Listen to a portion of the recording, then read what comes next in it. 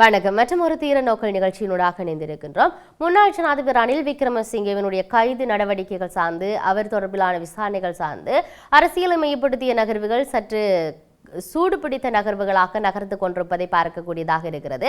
இதிலும் குறிப்பாக இது சார்ந்த பல விமர்சனங்கள், பல கருத்தாடல்கள் என்பது வெளிவந்து கொண்டிருக்கிறது.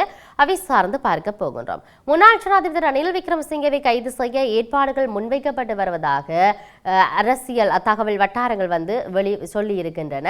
ராஜகிரிய பகுதியில் விவசாய அமைச்சுக்களுக்கான பல மாடி கட்டிடத்தை வாடகைக்கு பெற்றுக் கொடுப்பதில் நடந்த நிதி முறை கேடுகள் தொடர்பான விசாரணையில தான் ரணில் கைது செய்யப்படலாம் என்று தென்னிலங்கை ஊடகங்கள் தகவலை தற்போது வெளியிட்டிருக்கின்றது. இதுக்கான மாதாந்த வாடகையாக 21 மில்லியன் ரூபாய் என தகவல்கள் வெளியாகி இருப்பதாகவும் இங்கு நடந்த முறைகேடுகள் தொடர்பான விசாரணைகளை மேற்கொள்ள முன்னாள் ஜனாதிபதி மைத்ரிபால சிறிசேன லஞ்ச ஒழிப்பு ஆணையகத்துக்கு அழைக்கப்பட்டிருக்கிறார். இந்த கட்டிடத்தை வாடகைக்கு எடுப்பதற்கான அமைச்சரவை பத்திரம் அப்போதைய பிரதமர் ரணில் விக்ரமசிங்கவினால் சமர்ப்பிக்கப்பட்டிருக்கிறது. இதனால் எதிர்காலத்தில் அவரிடமிருந்து வாக்குமூலம் பதிவு செய்யப்பட்ட பின்னர் ரணில் கைது செய்யப்படவிருப்பதாக தகவல்கள் வெளியாகி இருக்கின்றன. நிதி மோசடி தொடர்புள்ள ஏற்கனவே ரணில் விக்ரமசிங்க கைது செய்யப்பட்டு விளக்கமறியலில் வைக்கப்பட்ட பின்னர் பிணையில விடுவிக்கப்பட்டிருந்தார். எனினும் அவருக்கு ஏற்பட்ட உடல்நலக் குறைவு காரணமாக கொழும்பு தேசிய வைத்தியசாலையில் அனுமதிக்கப்பட்டிருந்த நிலையில் விடுவிக்கப்பட்டிருந்தமையை நாம் இங்கு சுட்டி காட்டுகின்றோம். ஆகவே தொடர்ச்சியாக அவர் மீதான விசாரணைகள் இடம்பெற்றுக் கொண்டிருக்கிறது என்பதை இங்கு நாம் பதிவு செய்கின்றோம். இன்னொரு பக்கம் பிரபலமான ஒரு முன்னாள் அமைச்சரை லஞ்ச ஊழல் ஆணைக்குழுவினால கைது செய்யப்பட இருப்பதாக தகவல் வெளியாகி இருக்கிறது. இந்த வாரம் கைது நடவடிக்கை இடம்பெறவிருப்பதாகவும் சொல்லி இருக்கிறார்கள். அமைச்சராக இருந்த காலத்தில் அமைச்சினால் காப்பீடு வழங்குவதில் நடந்த ஊழல் தொடர்பான விசாரணைகளுக்கு அவர் லஞ்ச ஊழல் ஆணையகத்தில் ஆணைக்குழுவின் முன் அழைக்கப்பட்டிருக்கிறார். கைது செய்யப்பட்டு நீதிமன்றத்தில் முன்னிலைப்படுத்தப்படுவார் என்ற விடயமும் அங்கு சொல்லப்பட்டிருக்கிறது. முன்னாள் அமைச்சர் கம்பகா மாவட்டத்தினுடைய முன்னாள் நாடாளுமன்ற உறுப்பினர் என இந்த விடயம் தெரிய வந்திருக்கிறது. குறித்த அரசியல்வாதி ஆரம்பத்தில் ஸ்ரீலங்கா பொதுஜன பெரமுன கட்சியை பிரதிநிதித்துவப்படுத்திய பின்னர் முன்னாள் ஜனாதிபதி ரணில் விக்ரமசிங்க தலைமையிலான எரிவாயு சின்னத்தில் கட்சியில் இணைந்து கொண்டமை இங்கு குறிப்பிடத்தக்க ஒரு விடயமாக இருக்கிறது.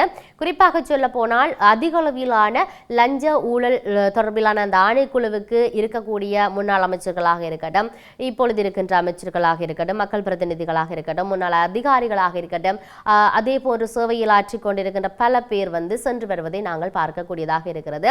இதிலும் குறிப்பாக பெரிய வர்த்தகர்கள் எல்லாம் இந்த விடயத்தில் ஒரு முக்கிய புள்ளிகளாக இருப்பதாகவும் பல பேர் இன்னும் அரசியல்வாதிகள் பல பேர் அங்கு செல்லக்கூடிய நிலைமை ஏற்படும் என்கின்ற பல நகர்வுகளை பார்க்கக்கூடியதாக நாங்கள் இருக்கின்றது. அதில் ஒரு நகர்வு தான் இவர்களுக்கான இந்த விசாரணைகள் தொடர்பிலான நகர்வுகள் என்பதையும் நாம் இங்கு சொல்லுகிறோம். சரி, இது இருக்கின்ற பொழுது இம்மாதம் மாவீரர்களுடைய மாதமாக பார்க்கப்படுகின்றது.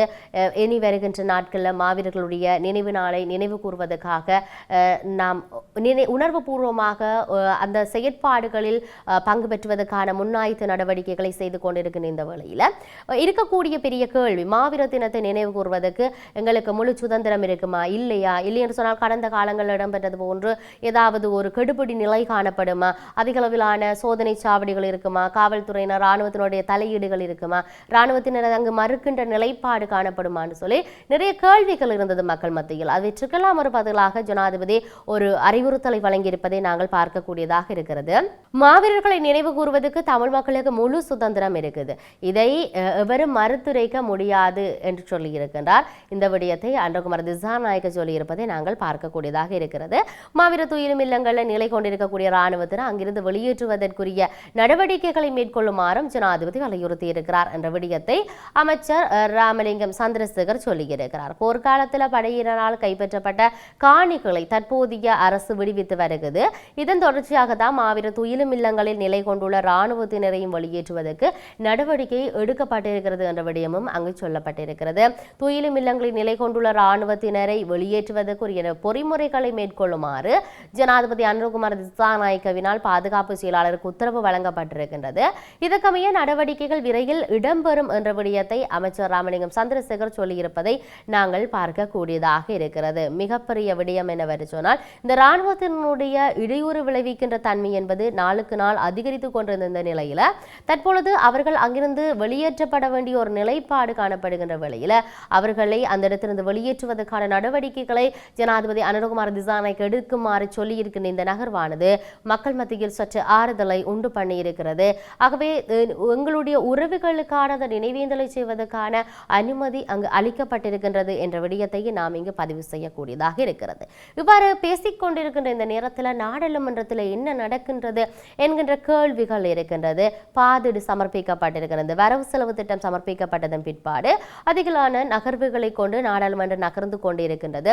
இதிலும் குறிப்பாக அங்கு இருக்கக்கூடிய பதிவுகள் சார்ந்து அங்கு ஒதுக்கி இருக்கக்கூடிய நிதி செலவுகள் சார்ந்து பேசப்பட்டு கொண்டிருக்கின்ற இந்த வேளையில் ஒவ்வொரு நாடாளுமன்ற உறுப்பினர்கள் தங்களுக்குள்ளே தாங்கள் பேசிக்கொள்ளுகின்ற விடயங்களை பார்க்கின்ற பொழுது வெளியில் இருக்கக்கூடிய இவர்கள் முன்மாதிரியாக இருக்கக்கூடியவர்கள், ஆனால் வெளியில் இருக்கக்கூடிய வளர்ந்து வருகின்ற அடுத்த தலைமுறையாளர்கள் என்ன நடக்கின்றது, அவர்களை பார்த்து இவர்களும் அதே நிலைப்பாட்டோடு வளர்ந்து விடுவார்களா என்ற அச்சம் தற்போதைய சமூகத்தில் ஏற்பட்டிருப்பதை பார்க்கக்கூடியதாக இருக்கிறது.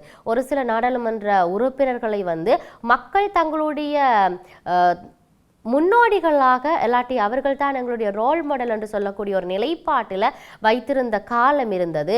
ஆனால் இன்று அவர்களைப் போல் இப்படி நடக்கின்றதை பார்த்தால் என்னுடைய பிள்ளை அந்த நிலைப்பாட்டில் வளர்ந்து விடுவானோ என்கின்ற ஒரு நிலையில பெற்றோர்கள் அச்சமடைகின்ற தன்மை வந்திருக்கிறது. இதிலும் குறிப்பாக சொல்ல போனால் நாடாளுமன்றத்தில் பேசுகின்ற விதங்களை பார்க்கின்ற பொழுது அதிகளவிலான சஞ்சலத்தை உண்டு பண்ணுகின்றதை நாங்கள் பார்க்கின்றோம். நாடாளுமன்றத்தில் ஆங்கிலம் தெரியாது என்றால் தமிழ்ல கதை என்ற ஒரு விடயத்தை ஒரு நாடாளுமன்ற உறுப்பினருக்கு சொல்லுகின்ற அந்த நிலைப்பாடும் அந்த தமிழ்ல அந்த விடயத்தை சொல்வதற்கு பதிலாக தெரியாத ஒரு மொழியினையும் வாயில வராத ஒரு வார்த்தைகளையும் வைத்து அங்கு அவர் இழுத்தடித்து கதைக்கின்ற அந்த நகர்வுகளை பார்த்து சபையில் இருக்கக்கூடியவர்கள் அங்கு சிரிக்கின்ற அந்த விடயங்களையும் பார்க்கின்ற பொழுது என்ன நடக்கின்றது என்ற கேள்விகள் எங்களுக்குள்ள எழும்புகின்றது. ஆகவே நாடாளுமன்றத்தில் தற்போது வரவு செலவு திட்டம் சமர்ப்பிக்கப்பட்டிருக்கின்றது. அந்த வரவு செலவு திட்ட விவாதத்தில் கலந்து கொண்டு உரையாற்றிய இளங்குமரன் நாடாளுமன்ற உறுப்பினர் அவரை பார்த்து தமிழரசு கட்சியின் நாடாளுமன்ற உறுப்பினர் சிவஞானம் ஸ்ரீதரன் நிலம் தொடர்பாக தனது பெயரை இழுத்து கதைத்ததாக அரைகுறையை சிங்களத்தில் தெரிவித்த அந்த நிலையிலேயே அர்ஜுனா எம்பி பலதரப்பட்ட கருத்துக்களை சொல்லியிருப்பதையே நாங்கள் அவதானித்திருந்தோம். சிங்களம் தெரியாது என்றால் தமிழில் கதையுங்கள், அத்துடன் சிங்களம் தெரியாது என்றால் தமிழில் கதை, நீ தமிழில் தானே பிறந்த நீ இதில் எனவும் ஸ்ரீதரன் கள்ளன், இளங்குமரன் கள்ளன். ஆகவே அங்கு இருக்கக்கூடியவர்களை சாடி பேசி இருக்கின்ற தன்மைகளெல்லாம் நாங்கள் பார்க்கின்றோம். வடக்கு மாகாணத்தை ஒருபோதும் அபிவிருத்தி செய்ய முடியாது என்ற விடயத்தையும் அவர் முன்வைத்திருக்கின்றார். அது மாத்திரமின்றி பல நகர்வுகளை நாங்கள் பார்க்கக்கூடியதாக இருக்கிறது. ஆகவே எது அப்படி இருந்தாலும் நாங்கள் பொறுத்திருந்து பார்ப்போம் என்ன நடக்கப் போகின்றது என்பதை. மாவீரர் நினைவு வாரத்தினுடைய நகர்வுகள் எப்படி இருக்கப் போகின்றது, சுதந்திரமாக மக்கள் தங்களுடைய உறவுகளுக்கு நினைவு கூறுவதற்கான அந்த அனுமதி வழங்கப்பட்டிருந்தாலும் அன்றைய தினத்தில் இந்த அனுமதி அவ்வாறே இருக்குமா என்கிற ஒரு நிலைப்பாடு இருக்கின்றது. இதிலும் குறிப்பாக நாடாளுமன்றத்தில் இருக்கக்கூடிய மக்கள் பிரதிநிதிகள் முன்மாதிரியானவர்களாக இருக்க வேண்டுமே ஒழிய அதை விடுத்து மக்கள் சற்று சிந்திக்கின்ற அளவு இவர்களை ஏன் அனுப்பினோம் என்று சொல்லுகின்ற அளவுக்கு அவர்களுடைய செயற்பாடுகள் அவர்களுடைய வார்த்தை பிரயோகங்கள் இருக்கக்கூடாது என்பதையும் இந்த இடத்தில் நாம் பதிவு செய்து கொண்டு மற்றும் ஒரு தீர நோக்கல் நிகழ்ச்சியோடு சந்திப்போம். வணக்கம்.